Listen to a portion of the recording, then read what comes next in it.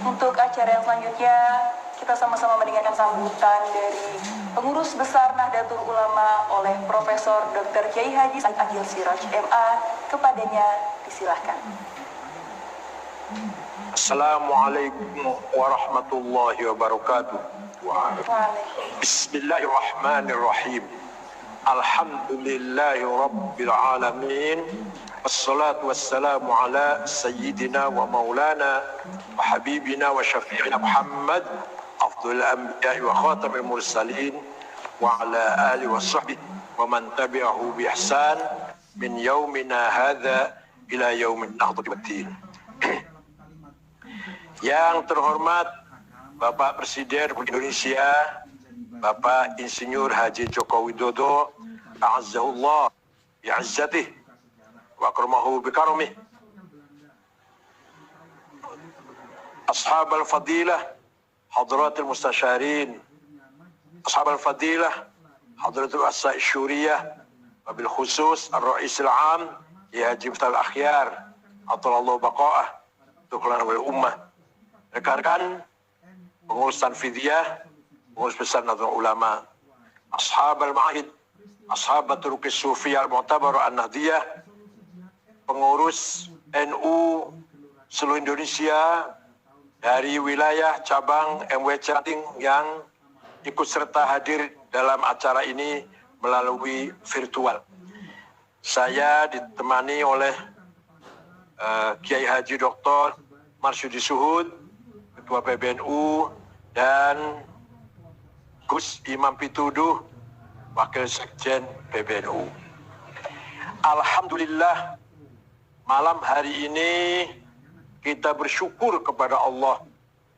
Syukuran aziman, hamdan kathiran, karena usia Nahdlatul Ulama telah memasuki usia yang cukup dewasa, hampir 100 tahun, yaitu menurut hitungan Qamariyah 98 tahun. Kalau hitungan Syamsiyah 95 tahun. Baik Qamariyah maupun Syamsiyah menunjukkan bahwa kita Jam'iyah sudah dewasa, sudah banyak, sudah panjang perjalanannya, banyak andil dan kontribusinya untuk bangsa ini, banyak lika-likunya, kadang menjumpai jalan yang mudah, lurus, lebar, halus, tapi tidak kurang, tidak sedikit kita jumpai jalan yang terjal, yang belok-belok, yang curam, yang naik tinggi, menanjak tinggi, yang turun sangat tajam. Itu hal yang sangat biasa. Alhamdulillah, sampai hari ini nahnu ala tariqil haq, nahnu ala shawab. Sampai malam ini NU masih on the right track, masih dalam jalan khitah yang benar, menjalankan amanah yang kita warisi dari para ulama pendiri NU, terutama Hadratus Syekh Kiai Haji Hasyim Asy'ari. Kalau kita melihat bangsa Indonesia secara keseluruhan, kita bersyukur kepada Allah.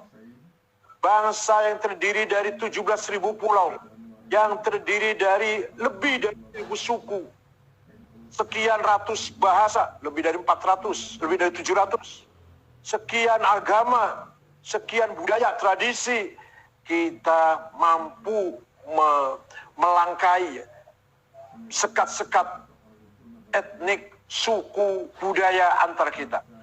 Perbedaan suku, perbedaan budaya, perbedaan tradisi, perbedaan agama bahkan sudah tidak lagi menjadi ganjelan bagi bangsa Indonesia. Sedikit masih ada dalam agama, tapi kalau suku, etnik, budaya, tradisi sudah tidak ada sama sekali. Baik di kantor pemerintah, di kantor swasta, organisasi, partai politik, klaster perumahan, direkturnya orang Jawa, sekretarisnya orang Batak, wakil direkturnya orang Sunda, itu sudah tidak lagi menjadi masalah. Itu di kita harus kita syukuri. Artinya kita sudah dewasa, mapan dalam berbangsa dan bermasyarakat. Nah, di Timur Tengah, mohon maaf, di Timur Tengah, faktor perbedaan suku masih menjadi ganjelan yang paling serius. Sehingga agama belum bisa menyatukan mereka. Di Afghanistan 100% Muslim, 98% Sunni, madhabnya Hanafi, Maturidi, Naqsyabandiyah, 2% Syiah. Perang saudara sudah 40 tahun, padahal hanya terdiri dari 7 suku. Di Irak sudah 1 juta lebih orang meninggal, nyawa menghilang karena kepentingan politik yang dimotivasi oleh perbedaan suku, oleh faktor perbedaan suku. Sesama Islam pernah terjadi sholat Jumat bersama, jam 2 perang yang tadi bersama sholat Jumat.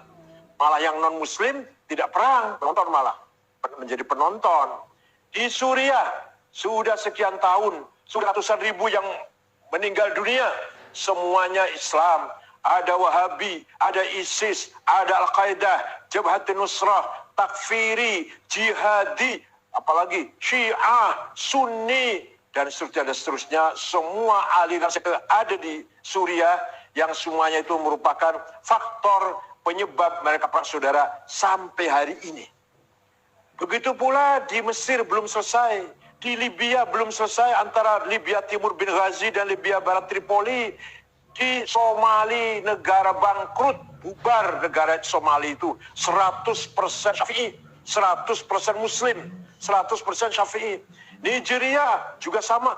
Walhasil, alhamdulillah di kita masalah perbedaan suku, etnik, budaya sudah tidak lagi menjadi masalah. Itu semua berkat adanya kekuatan civil society. Pilar yang bisa menyatukan bangsa ini, ikatan yang bisa menyatukan bangsa ini adalah kekuatan civil society, antara lain yang andilnya besar adalah Nahdlatul Ulama, di samping ormas-ormas yang lain. Kita mengakui juga ormas-ormas yang lain. Tapi karena Nahdlatul Ulama yang paling besar, maka sudah barang tentu andilnya, kontribusinya, faktor NU yang paling besar dalam memperkuat solidaritas, kesatuan dan persatuan negara Republik Indonesia ini. Ketambahan lagi, jargon dari Mbah Hasyim Asy'ari yang dicetuskan sejak tahun 1917, hubbul watan minal iman, nasionalisme bagian dari iman. Anda seorang mukmin beragama harus nasionalis. Anda seorang nasionalis harus beragama. Oleh karena itu, nasionalisme kita nasionalisme religius, bukan nasionalisme sekuler seperti yang ada di Timur Tengah. Nah, sekarang apa masalahnya di Timur Tengah? Apa yang kurang itu? Islamnya benar, rukun imannya benar, dipikir rata-rata lah. Rukun Islamnya benar, semua percaya pada Allah, pada malaikatnya, dengan kitab sucinya, kepada para nabi, pada hari kiamat, percaya pada takdir, qada qadar. Rukun Islamnya sama semuanya, sholat 5 waktu, puasa Ramadan, zakat, haji dan umrah, sama, gak ada bedanya. Arab dan kita sama, yang beda apanya? Akhlaknya, budayanya. Oleh karena itu, Nabi dalam pernyataannya sangat populer, semua kita tahu, innama bu'ittu liutammima makarimal akhlak. Tidak sekali-kali saya diutus oleh Allah di muka bumi ini kecuali membawa misi menyempurnakan akhlak, membangun akhlak yang mulia. Apakah akhlak yang mulia itu? Mahiyal akhlakul karimah. What is the good moral? Apa itu akhlak karimah itu? Nah, kalau kita rinci ya banyak. Tapi bisa diringkas dalam satu kata. Akhlakul karimah itu ringkasnya adalah husnul muasyarah, membangun pergaulan yang baik. Husnul muamalah, interaksi yang baik. Husnul musyarakah, kebersamaan yang baik. Bagi-bagi yang baik. Ya, ini luar biasa. Jadi kalau sudah akhlakul karimah, selesai semuanya masalah. Hubungan antara orang tua dan anak, anak dan orang tua, orang kaya dan si miskin, yang miskin dengan yang kaya, pejabat dengan pemerintah, dengan rakyat, rakyat dengan pemerintahnya, yang pintar dengan yang bodoh dengan yang pintar, tentara dengan masyarakat, masyarakat dengan tentara, polisi dengan masyarakat, masyarakat dengan polisi. Kalau itu semua dibangun dengan husnul muasyarah, husnul muamalah, husnul musyarakah, selesai masalah. Walaupun agamanya apa, sukunya apa, selesai. Gak ada konflik, gak ada ketegangan. Ya kalau ada perbedaan pasti, tapi tidak akan terjadi sampai menyebabkan kita pecah atau perang saudara. Akhlakul karimah masalahnya. Bukan agamanya, bukan. Agamanya orang Arab barangkali lebih dari kita. Ilmu agamanya, imannya lebih dari kita. Saya yakin. Tapi kenapa perang saudara nggak pernah berkesudahan? Akhlaknya, budayanya, moralnya yang carut marut bangkrut gak karu-karuan. Seorang penyair dari Mesir, pemikir dan penyair dan filosof juga, Ahmad Shawqi mengatakan, wa innamal umamul akhlaqu ma baqiyat fa inhum dhahabat akhlaquhum dhahabu. Martabat bangsa itu akhlaknya, bukan agamanya. Shawqi tidak mengatakan wa innamal umamul adyanu ma baqiyat. Martabat bangsa tergantung agamanya, tidak. Akhlaknya. Teologinya benar, syariatnya benar, masjidnya sholat penuh misalkan, ramai syiar Islam. Tapi kalau akhlaknya runtuh, budayanya runtuh, martabatnya runtuh. Begitu pula orang akhlaknya baik, walaupun agama teologinya tidak benar, tapi akhlaknya baik, bermartabat bangsa itu. Kita lihat negara Eropa, misalkan negara Skandinavia, negara yang adil, makmur, sejahtera, tidak ada korupsi, tidak ada kezaliman, tidak ada penindasan. Akhlaknya baik, muasyarahnya baik, muamalnya baik, musyawarahnya baik. Teologinya barangkali menurut kita salah lah, tidak benar teologinya. Tapi mereka akhlaknya baik, budayanya baik, bermartabat mereka itu. Oleh karena itu, Shawqi mengatakan, wa innamal umamul akhlaqu ma baqiyat. Fa in dhahabat akhlaquhum dhahabu. Kalau umat bangsa itu budayanya hancur, maka martabatnya pun akan hancur. Walaupun agamanya benar, walaupun agamanya hak, agama yang hak, Islam lah katakan, teologinya benar, syariatnya benar, tapi akhlaknya hancur, hancurlah martabat bangsa itu. Nah sekali lagi, alhamdulillah, Indonesia tidak seperti itu. Ya, jadi yang menarik di Timur Tengah itu, Mesir atau semualah, Suriah atau Irak, kalau saya ketemu dengan satu-satunya orang ulamanya hebat-hebat, high level, tokoh-tokohnya internasional, udah levelnya itu. Di Libanon, di Suriah, di Irak, di Mesir. Tapi kalau jadi satu, gagal. Jadi satu kok nggak mampu bersatu. Di kita, ulamanya sedang-sedang saja. Paling-paling bisa baca Safina Sulam. Paling-paling bisa imami tahlil, mimpin tahlil. Lumayan ceramah lah, khutbah. Tapi kita berhasil membawa kebersamaan, berhasil membawa husnul muasyarah, berhasil membawa husnul muamalah, berhasil membawa husnul musyarakah. Mereka yang alim-alim, yang pintar-pintar, ahli tafsir, hadis, fikih dan lain-lainnya, gagal membangun muasyarah dan muamalah musyarakah. Itu yang harus kita syukuri bagi kita ini. Oleh karena itu yang sering sekali saya katakan, silahkan belajar cari ilmu ke Arab. Gus Dur luar Irak, Gus Mus keluar Mesir, Pak Quraish Shihab Mesir, Alwi Shihab juga adiknya, Pak Agil Munawar keluar Mekah, senior saya itu, saya jelek-jelek ya 13 tahun di Mekah ini, S1 sampai S3. Pulang jangan bawa budayanya, bawa ilmunya. Kenapa? Budaya kita lebih unggul daripada budaya Arab. Contoh satu aja kecil, contoh kecil saja. Di sana lewat di depan orang sedang sholat biasa. Malah melangkahi kepalanya orang lagi sujud biasa. Ayo yang sudah pernah haji, yang sudah haji pasti pernah mengalami kepalanya dilangkahi lagi sujud itu. Di kita jangan coba-coba melangkahi kepala orang lagi sujud atau lewat di depan orang lagi sholatnya sudah jelek sekali di kita ini. Di sana kak adik panggil kakak tidak ada kak, mas, bang, nggak ada. Namanya dua kalian saja langsung. Di kita betapa jeleknya kalau adik panggil namanya saja pada kakaknya. Harus ada kang, kak, mas, bang. Kalau namanya saja nggak biadab itu orang adik itu nggak beradab. Itulah budaya kita lebih baik daripada mereka. Banyak contohnya, ini contoh sekedar contoh kecil saja. Nah, begitu pula yang kuliah, silakan kuliah ke Amerika, Eropa, Australia, monggo sekolah di Amerika, Australia, Eropa, monggo. Tapi pulang bawa teknologi, jangan bawa budaya. Nanti mentang-mentang dari Amerika pulang sana kemari bawa whisky, bawa botol whisky dengan pacarnya duduk di pinggir jalan ciuman gitu. Jangan. Budaya kita punya sopan santun, tidak pantas kita ciuman di pinggir jalan di depan orang-orang ramai. Nggak pantas. Itu bukan budaya kita. Oleh karena itu, kita harus yakin, harus bangga dengan keunggulan budaya kita. Kadzalika zayyana likulli ummatin amalahum. Demikianlah saya jadikan bagi setiap umat kebanggaannya masing-masing. Lah kita ini bangga dengan budaya kita. Oleh karena itu, ketika kita berbicara, mari kita pertahankan NKRI. Mari kita pertahankan persatuan Indonesia, keutuhan Indonesia. Bukan hanya keutuhan darat dan lautnya, geografinya. Bukan hanya keselamatan geografinya. Tapi yang paling penting lagi, keselamatan budayanya, kepribadiannya, jati dirinya. Kalau sudah kepribadian hilang, hilanglah martabat kita semua ini.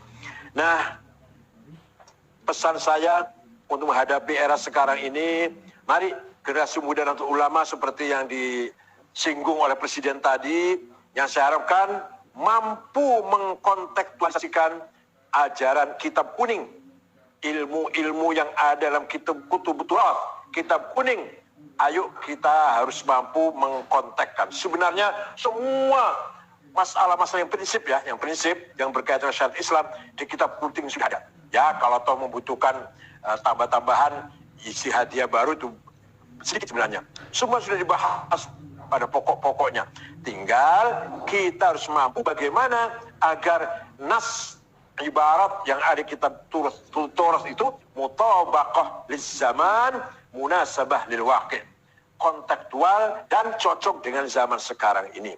Oleh karena itu, kita harus bagian dari pesantren, kita bagian dari kitab kutub Turas, kita bagian dari kiai-kiai yang selalu berpegang teguh dengan nilai-nilai prinsip-prinsip Ahlussunnah wal Jamaah, dimulai dari Sapinah, Sulam Najat, Sulam Taufik, Fathul Qorib, Fathul Wahab, dan seterusnya, Mahalli, Iqna, dan seterusnya. Kita baga dengan Jawahirul Kalamiyah, Tijat Darori, Aqidatul Awam, dan puncaknya misalkan Fathul Majid, atau katakan bersama Qolatul Islamiyin karena Imam Asy'ari. Kita baga dengan kitab Bidatul Hidayah, Adabuddin, kemudian sampai ke Minhajul Abidin, sampai kepada Ihya'ul Ulum. Itu kita harus bangga dengan prinsip-prinsip yang kita warisi dari para ulama sunnah wal jamaah, terutama madhab Asy'ari, madhab Syafi'i, dan madhab Abu Hamid Al-Ghazali dalam tasawuf. Sedikit kita tekankan, mari kita tingkatkan solidity kita, kesolidan kita. Di PSR gitu Pak Pandu ya. Tingkatkan ketaatan level ranting harus taat pada MWC.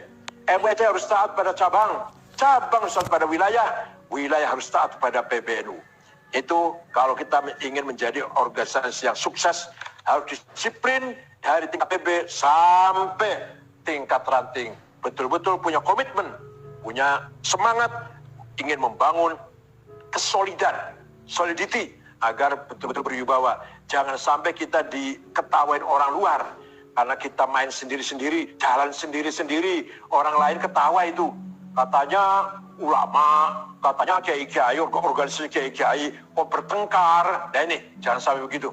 Kita tunjukkan kita solid, nggak ada pertengkaran. Beda pendapat biasa, pertengkaran tidak ada. NU 1, di bawah pimpinan pengurus besar Nahdlatul Ulama, di bawah pimpinan Kiai Haji Miftahul Akhyar. NU 1, di bawah pimpinan Rois Syuriah setiap wilayah dan ketuanya, Rois Syuriah setiap cabang dan ketuanya, Rois Syuriah MWC dan ketuanya, Rois Syuriah Ranting dan ketuanya. Semuanya itu harus solid, tidak boleh ada yang jalan sendiri tanpa ada komando, tanpa ada isyarat dari pimpinan pusat. Itulah yang kita maksud dengan solidity kita harus kita tingkatkan. Melihat keadaan kita sekarang tantangannya sangat luar biasa, yaitu apa? Intoleran. Di mana-mana terjadi intoleransi. Dikira mereka itu paling Islam. Dikira mereka itu dalam jalan yang benar. Ternyata sebenarnya mereka itu merugikan Islam itu sendiri. Itu intoleransi, satu langkah lagi menjadi fanatisme, satu langkah lagi menjadi radikalisme, kemudian menjadi ekstremisme, kemudian menjadi teroris. Itu kalau dimulai dari intoleran. Yang kedua, mari kita suarakan keadilan. Karena masyarakat rakyat kita banyak sekali yang tertindas, masih banyak yang miskin, masih banyak yang belum mendapatkan haknya dengan wajar. Mari kita berpihak pada rakyat kecil, pada pro-pur, harus kita berpihak pada rakyat kecil yang masih butuh pendampingan afirmasi dari kita semua. Ada orang yang, ada perusahaan yang mengelola tanah 5 juta hektar, tapi banyak warga yang 1 jengkal saja nggak punya. Cari makan saja masih kesulitan. Nasibnya aja belum tentu, entah kemana, nggak jelas nasibnya seperti apa. Dan ini harus kita tunjukkan, NU bersama masyarakat kecil, NU bersama masyarakat miskin yang belum mendapatkan haknya dengan wajar, belum mendapatkan kehidupan yang wajar. Begitu pula dalam menghadapi COVID-19 ini, saya tegaskan kepada Bapak-Bapak semuanya bahwa virus corona itu ada. Virus corona itu ada dan sangat membahayakan, terutama kepada orang yang sudah mempunyai penyakit jantung, diabetes, paru-paru, sudah usia lebih dari 60 tahun seperti saya ini. Maka mudah sekali terjangkit dan sulit untuk disembuhkan. Kalau masih muda, belum ada penyakit, mudah disembuhkan. Maka kita harus waspada, kita harus menjalankan protokol kesehatan, menjaga jarak, pakai masker, dan cuci tangan. Dan nanti kalau sudah ada vaksin secara massal, kita semua harus rame-rame mengikuti vaksin yang sudah diatur oleh pemerintah itu. Kenapa? Antara lain vaksin itu bisa menjaga, bisa menumbuhkan kekebalan tubuh kita untuk menolak bahayanya virus corona COVID-19 ini. Betul, saya ini ngomong ikhlas, betul, saya ikhlas bahwa sekali lagi virus corona itu ada. Jangan disangka saya ini dibayar ngomong kayak gini. Nanti ada yang nyangka saya dibayar ngomong kayak gini. Enggak, tidak, wallahi tidak. Tapi betul-betul saya demi keselamatan kita semua. Virus corona itu ada dan bahaya. Maka ayo kalau ada vaksin nanti pertengahan Maret katanya sudah mulai masa semuanya divaksin. Ayo kita sukseskan agenda vaksin ini. Saya ngomong seperti itu bukan dibayar. Bukan kita pro pemerintah, tidak. Tapi betul ingin menyelamatkan kita semua. Sekali lagi, kiai-kiai, wahai kiai-kiai, wahai para ustaz, wahai para pengurus NU, COVID-19 itu ada dan membahayakan. Terima kasih, selamat berulang tahun yang ke-95 atau 98. Mudah-mudahan Allah memberikan kekuatan kepada kita semua, lahir batin, sehingga NU semakin bermanfaat, berkah untuk bangsa Indonesia dan untuk dunia internasional. Syukran wa dumtum fil khair wal barakah wa najah. Wa khudh bi aidina lima fis salah wal khair wan najah wal barakah. Ihfadna min al-ahat wal afat wal mihan wal fitan wal ham wal gham wal amrad wal asqam wa huwal muwaffiq ila qawmit thariq. Wassalamu alaikum warahmatullahi wabarakatuh. Baik pemirsa, itu tadi sambutan dari Ketua Umum Pengurus Besar Nahdlatul Ulama, Profesor Dr. Kiai Haji Said Agil Siraj, MA. Terima kasih banyak Buya atas sambutan yang telah diberikan.